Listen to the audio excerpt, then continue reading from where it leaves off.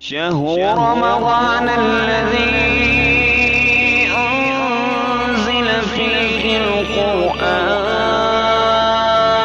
هدى للناس وبينات من الهدى والفرقان. الحمد للہ وقفا والصلاة والسلام علی رسول اللہ اما بعد. اللہ تعالیٰ نے قرآن مجید میں جہاں پر بھی اپنی عبادت کا حکم دیا ہے اس کے ساتھ ہی والدین کی فرما برداری کا حکم دیا ہے. فرمایا میرے ساتھ کسی کو شریک نہ ٹھہراؤ، والدین کی نافرمانی نہ کرو، میری عبادت کرو، والدین کی جو ہے ان کے ساتھ اچھا سلوک کرو. 7 ہلاک کر دینے والے گناہ جو نبی صلی اللہ علیہ وسلم نے بتائے ہیں ان میں اللہ کے ساتھ کسی کو شریک ٹھہرانا اور والدین کی نافرمانی کرنا، یہ بہت بڑا گناہ ہے. ہم نے اس چیز سے بچنا ہے.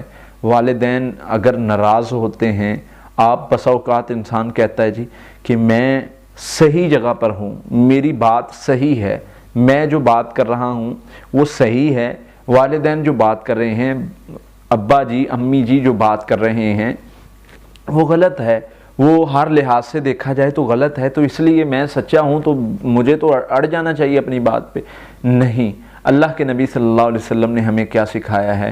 اللہ کے نبی صلی اللہ علیہ وسلم نے ہمیں سکھایا ہے کہ اچھے طریقے سے پیار محبت سے والدین کو، وہ جو صحابہ کچھ ایسے بھی تھے جن کے ماں جن کی باپ جو ہے وہ انہیں اسلام میں داخل ہونے سے روکتے تھے. حضرت ابراہیم علیہ السلام کو دیکھ لیجئے، حضرت ابراہیم علیہ السلام اپنے باپ کی خدمت بھی کر رہے ہیں اور دین کی دعوت بھی دے رہے ہیں، حالانکہ وہ دعوت قبول نہیں کر رہے، وہ ان لوگوں کے ساتھی تھے. تو اس طرح ہمیں شریعت نے یہ سکھایا ہے کہ والدین سے محبت، ان کی اطاعت کرنی ہے. اور 7 جو ہلاک کر دینے والے گناہ ہیں ان میں سے ایک گناہ والدین کی نافرمانی کرنی ہے. جو والدین کے ساتھ اچھا سلوک نہیں کرتا اس کے لیے سخت وعید بیان فرمائی ہے. صحابی ہے اللہ کے نبی صلی اللہ علیہ وسلم کے پاس، اللہ کے نبی صلی اللہ علیہ وسلم میرے اوپر کس کا حق ہے؟ فرمایا تیری ماں کا. پھر پوچھا، پھر فرمایا تیری ماں کا. پھر پوچھا، پھر فرمایا تیری ماں کا. چوتھی بار پوچھا، فرمایا تیرے باپ کا. یہ محبت، یہ پیار، ماں کے قدموں کے نیچے جنت کہہ دیا.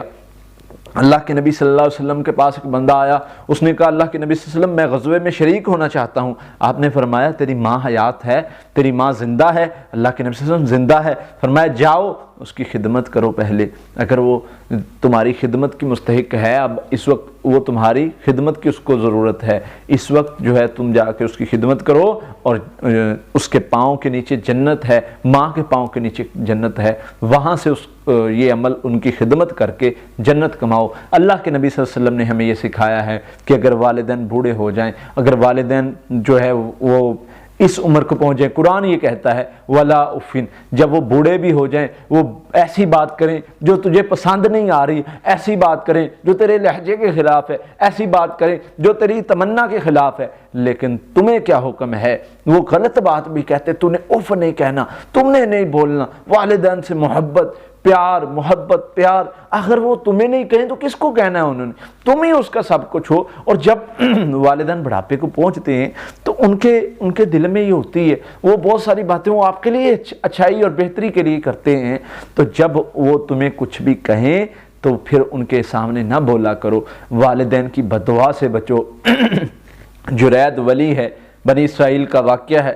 جرید ولی اللہ کا ولی مانا ہوا، پتہ بہت نیک بندہ ہے، لیکن کیا اس میں کمی ہے؟ کیا کوتاہی ہوئی اس سے؟ یہ اپنے جو اس نے ایک کمرہ بنایا ہوا تھا، عبادت گاہ اس نے بنائی ہوئی تھی اپنی، وہاں پر جو ہے وہ عبادت کرتا تھا. اس کی ماں آئی اس کے پاس، دروازہ نوک کیا ہے، یہ اندر سے اب نوافل پڑھ رہا ہے، نفلی عبادت بہت زیادہ کرتا تھا، ہر ٹائم عبادت میں لگا رہتا تھا.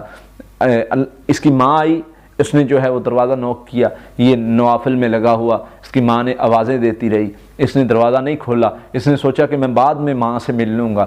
پھر اگلے دن ماں آتی ہے، پھر یہ نوافل میں پڑھنے میں مصروف ہے. پھر تیسرے دن ماں آتی ہے، پھر دروازہ نوک کر کے آوازیں دے کے چلی جاتی ہے. اب ماں کا دل دکھا، اس نے بددعا دے دی. ماں کے دل سے بددعا نکل گئی. ماؤں سے میں گزارش کروں گا، بچے پریشان کریں، بچے تنگ کریں، بچوں سے تنگ آ جائیں، کچھ بھی کہیں، اللہ کے لیے بددعا نہ دیا کرو. بددعا جو ماں کر دیتی ہے اللہ تعالیٰ اس کو رد نہیں کرتے، اس کو قبول کر لیتے ہیں. ماں کی دعا کو بھی قبول کرتے ہیں، اور اگر بد دعا نکل جائے وہ بھی اللہ تعالیٰ رد نہیں کرتے۔ ماؤں کی دعا، ہم بڑے بڑے لوگوں کے پاس جاتے ہیں، بڑے بڑے نیک لوگوں سے تو دعا کرواتے ہیں، وہ ماں جو بڑے بڑے نیک لوگوں سے بھی زیادہ اللہ کے قریب ہے، وہ ماں جو تمہارے لیے ایک بار رو کے دعا کر دے، اللہ اس کی دعا کو رد نہیں کرتے، تو ہم ماں سے دعا کرواتے ہی نہیں ہیں۔ تو ماں سے دعا کروایا کریں۔ وہ جرید ولی جب اس کی والدہ جو ہے وہ تیسرے دن واپس گئیں اور جاتے ہوئے بد دعا دے گئی، اللہ تجھے کسی غیر محرم عورت کا منہ دکھائے تو اس وقت نہ مرے جب تک تو کسی عورت کا منہ نہ دیکھ لے۔ یہ بات ہوئی، کچھ سال گزرے، اس کی ماں فوت ہو جاتی ہے اور اس کی ماں فوت ہو جاتی ہے تو جب ایک عورت کے ہاں بچہ پیدا ہوا جو کہ اس کا باپ کا نہیں پتہ چل رہا تھا کہ باپ کون ہے، اس عورت سے پوچھا گیا کہ اس بچے کا باپ کون ہے، تو اس نے کہہ دیا کہ جرید ولی اس کا باپ ہے۔ اب لوگ بھاگے گئے اور جا کر اس کو جو ہے وہ مارنا شروع کر دیا، اس کا حجرہ گرا دیا، اس کو جو ہے وہ سارا کہہ دیا کہ تم غلط ہو، تم ایسے ہو ویسے ہو۔ اب یہاں سے پتہ چلتا ہے کہ نیک لوگوں پر بھی تہمتیں لگتی ہیں، جو نیک ہوتے ہیں لیکن ان پہ تہمتیں لگ جاتی ہیں۔ اب لوگوں نے کیا کیا، جب جرید ولی کے پاس اس بچے کو لایا گیا، اس عورت کو لایا گیا، تو اس نے، یہ اللہ کا نیک بندہ تھا، اس نے اس کے پیٹ پر ہاتھ رکھ کے پوچھا، اللہ کے حکم سے بتا کہ تو کس کا بیٹا ہے؟ وہ بچہ بول کے اس نے بتا دیا کہ میں فلاں چرواہے کا بیٹا ہوں۔ تاریخ میں 3 بچوں کا ذکر آتا ہے جنہوں نے بول کے جو ہے بچپن میں چھوٹے ہوتے ہی، جب بولنے کی عمر نہیں ہوتی اس وقت بولے۔ ایک وہ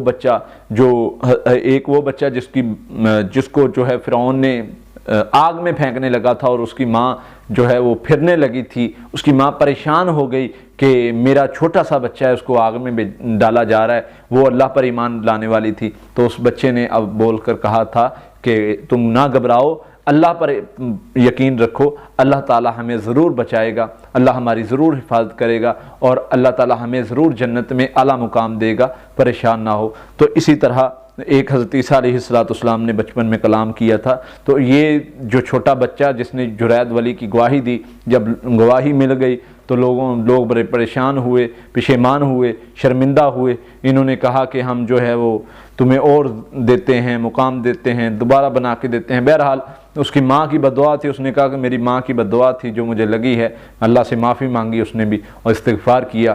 اسی طرح مختلف اور بڑے واقعات ملتے ہیں، جس نے ماں کی نافرمانی کی، اللہ نے اس کو جو ہے وہ عبرت کا نشان بنا دیا، اور جس نے خدمت کی اس کے بھی بڑے مقام ہیں۔ جس نے خدمت کی، اویس کرنی رحمۃ اللہ علیہ کا دیکھ لیجئے، وہ اللہ کے بندے، نبی صلی اللہ علیہ وسلم کے موجودگی میں وہ حیات تھے لیکن دور تھے، اور ماں کی خدمت کی وجہ سے، ماں ان کی ضعیف تھی، وہ ماں کی خدمت کیا کرتے تھے، یہ ایک وجہ ان کو نبی صلی اللہ علیہ وسلم کے پاس آنے سے روک دیا۔ اور نبی صلی اللہ علیہ وسلم نے خود فرمایا صحابہ سے، فرمایا کرن قبیلے کا ایک آدمی ہے، اس کا نام اویس بن عامر ہے، اور جب وہ آئے ادھر مکہ میں تو اس سے دعا کروانا، وہ اللہ پر جو بھی قسم ڈال دیتا ہے اللہ اس کی دعا کو رد نہیں کرتے۔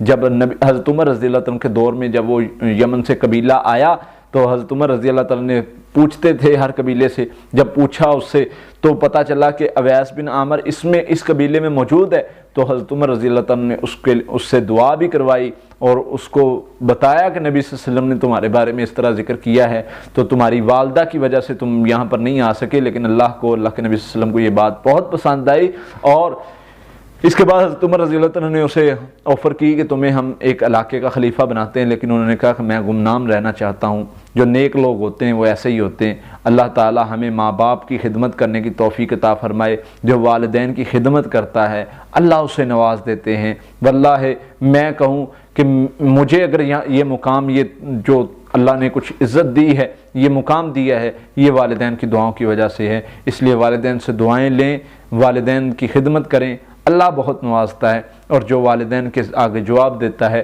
والدین کی نافرمانی کرتا ہے، اللہ اسے عبرت کا نشان بنا دیتا ہے۔ اللہ سے دعا ہے اللہ تعالی ہمیں عمل کرنے کی توفیق عطا فرمائے۔ شهر رمضان الذي أنزل فيه القرآن